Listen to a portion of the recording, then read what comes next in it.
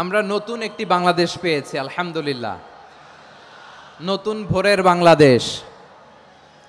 এখন আমাদেরকে ঐক্যবদ্ধ থাকতে হবে, বিচ্ছিন্ন থাকলে হবে না, ঠিক কি না? আমি প্রায় বলি, যখন আমরা একা থাকি তখন আমরা ব্যক্তি, যখন আমরা সবাই মিলি তখন আমরা শক্তি।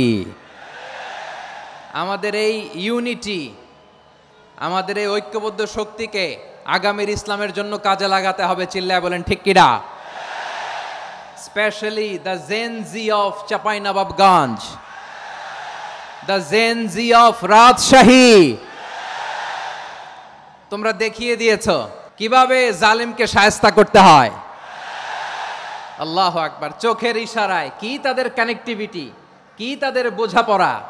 16-17 বছরে যেটা করা যায় নাই, অল্প কয়েকদিনের ব্যবধানে তাদের ইউনিটি গোটা বাংলাদেশকে উজ্জীবিত করেছে। এই উচ্ছ্বাস, এই ইউনিটি, এই সম্প্রীতি আমাদেরকে বজায় রাখতে হবে। এই যে আমরা ইউনাইটেড, আমরা উচ্ছ্বসিত, আমরা একসাথে দেশ গড়ার কাজে ঐক্যবদ্ধ হতে চাই, এটা আবার অনেকের ভাল লাগে না। নানামুখী ষড়যন্ত্র, আমরা যদি ঐক্যবদ্ধ থাকতে পারি কেউ আমাদের কিচ্ছু করতে পারবে না। এজন্য আগামীর বাংলাদেশ ঐক্যবদ্ধ বাংলাদেশ। আমরা এমন রাজনৈতিক বন্দোবস্ত চাই যেখানে কেউ কাউকে জুলুম করার সাহস দেখাবে না, নতুন করে আর কেউ জালিম হবে না, নতুন করে ফ্যাসিস্ট হওয়ার সাহসটুকু, দুঃসাহসটুকু কেউ দেখাতে পারবে না।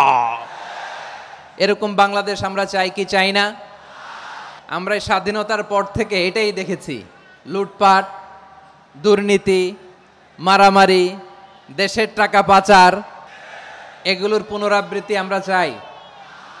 নতুন ভোরের বাংলাদেশে এগুলোর পুনরাবৃত্তি না হোক। জোরে বলেন ঠিক কিনা?